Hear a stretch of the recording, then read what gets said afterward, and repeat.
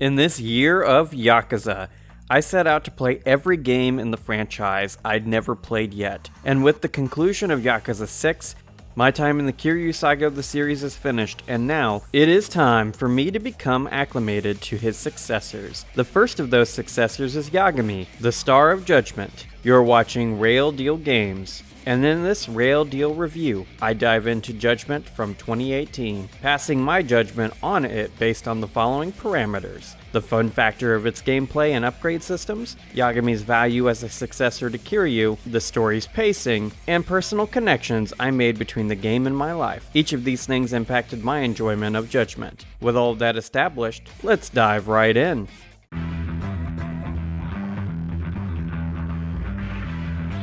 From the start, I was excited to jump into Judgment because I expected the gameplay to be drastically switched up from what I'd grown used to over the course of the 6 mainline titles and Zero. Even though there's a pretty significant change in gameplay between Zero and Kiwami, the Yakuza 3 through 5 era, and Kiwami 2 plus Song of Life combat systems, they're close enough to make the games feel consistent with one another, and in this way, Judgment is in line with the other games in the franchise. Judgment's gameplay is different from other games in much the same way Kiwami 2 shifted away from Zero's combat styles. Instead of having only one combat style, like in Kiwami 2 and Yakuza's 3 through 6, Judgment is a nice blend of the physics of Kiwami 2 combined with multiple combat styles a la Zero. Instead of having 3 like Kiryu and Majima have in that game, Yagami has 2, Crane and Tiger. What is interesting about the way Yagami's combat styles are designed relative to Kiryu's classic ones is that Yagami's are clearly designed as being for crowd control or single target damage specifically. His Crane style is for attacking multiple enemies at the same time while also dealing little damage as the trade-off, whereas the Tiger style is all about slower, stronger strikes, while also having the charged heavy hits mid-combo like Saijima's fighting style from Yakuza 3 and 4.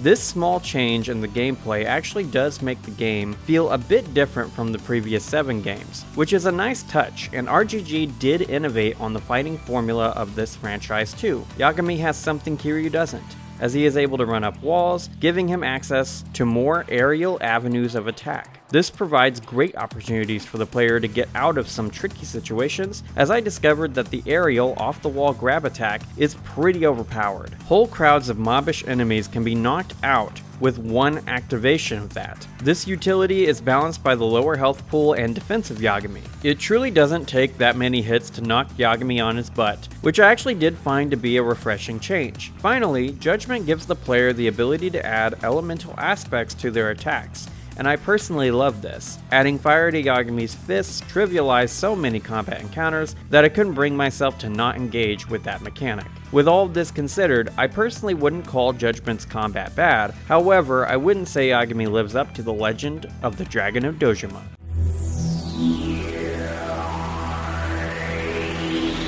Kiryu is a tough act to follow, so I want to start out this section by making it clear that I don't think Yagami is a bad character. He's actually a pretty cool character at many points throughout Judgment, but in comparison to Kiryu, he falls short by a wide margin. Yagami's relationship with Kaito, Saori, Genda, and others is properly set up and refined over the course of the game's extensive runtime, and Yagami's thought process during investigations does a pretty good job at explaining what type of person he is. Yagami and Kiryu aren't the same type of people, and while the writers have gotten really good at conveying Kiryu's complex emotions onto his stoic state, Yagami is a weird blend of expressive and stoic. At times he feels like a good, open friend to Kaito, pro-offering jokes and critiques, whereas other times he comes across more stoic, much like Kiryu. These switches in how Yagami acts aren't bad things though. In fact, they are actually pretty good, as people rarely act one way at every moment of every single day. What I think partly makes Yagami feel like a less good character than Kiryu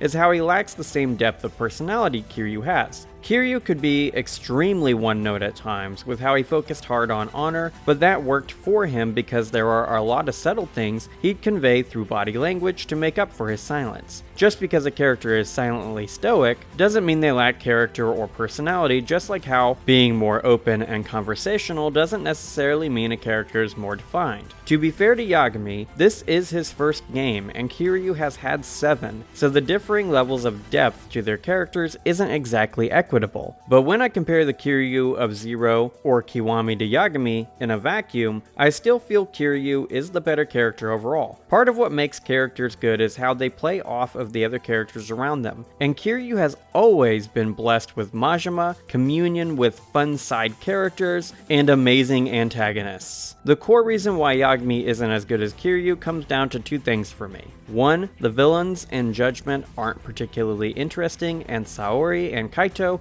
are the only two side characters I kind of liked from this game. And two, Judgment is cursed by pacing issues, and these pacing issues make it harder to feel closer to Yagami.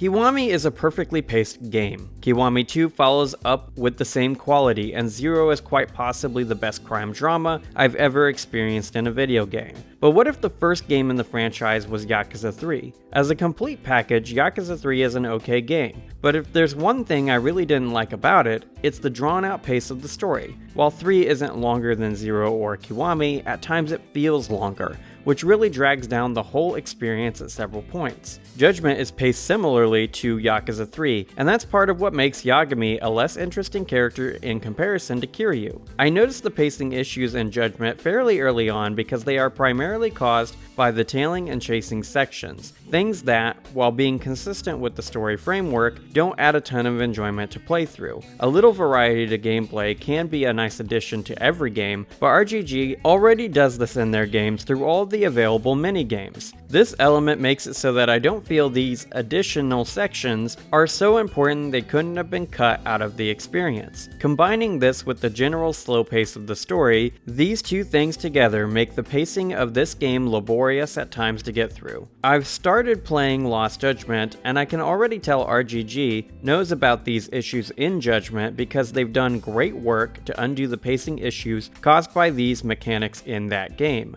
All of this makes Judgment feel longer than Yakuza 3 or 4, although it never felt as much of a slog as Yakuza 5. Now, I'm a big believer that a slow story can be okay, or even great, if the payoff for its pacing is worth it. And in Judgment's case, I don't think the payoff moments make up for some of the bloat. However, the final climactic moment of the game with Shono and the mole made me happy that I rolled credits on this game. If there's one thing I value more highly than gameplay in a video game, it's the personal connections I can make with a gaming text.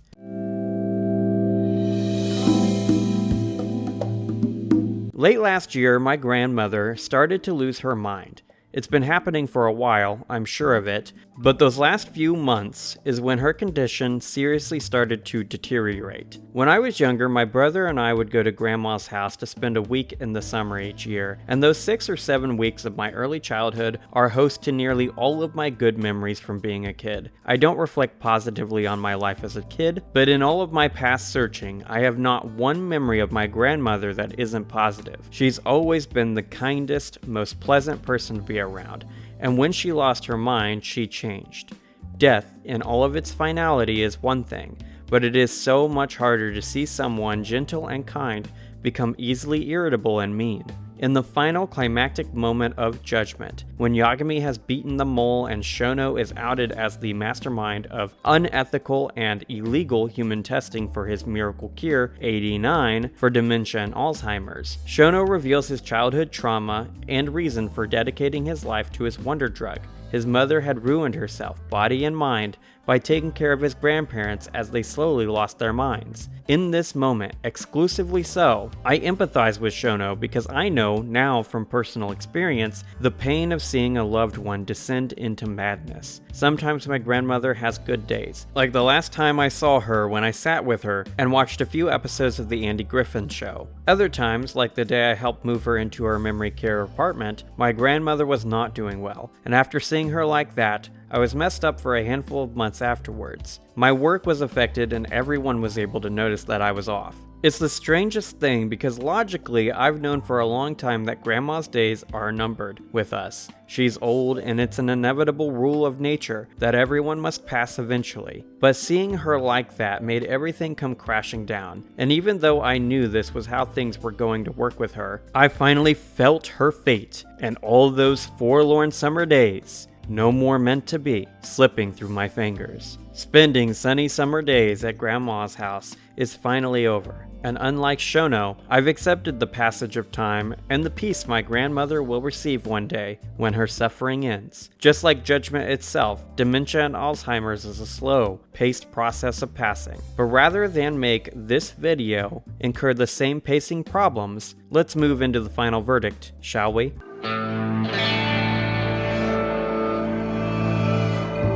Judgment is not a bad game and even has some great high moments in its story and gameplay. However, the pacing issues held the game back a lot for me. In each of my videos, I share whether the game I'm reviewing will end up in my top 100 list for the decade of its release. And if it weren't obvious at this point in time, Judgment will not be making my list for the 2010s. Now, a game doesn't necessarily need to be in the top 100 of its decade to be a recommendable experience, and even games on my top 100 aren't necessarily things I would recommend to every gamer out there. In Judgment's case, it is an okay game, and what I consider an okay game is something someone else might find to be a good or great game. And I don't think the issues I have with the game are unforgivable or make the game impossible to recommend. As such, I would say that if the pacing, story, and combat issues I've delineated over the course of this review are not things you also feel would ruin a game, then I would recommend you check out Judgment if you can get it on a sale. If you've watched a lot of my reviews and you feel your taste in games lines up pretty well with mine, then I wouldn't recommend this title for you.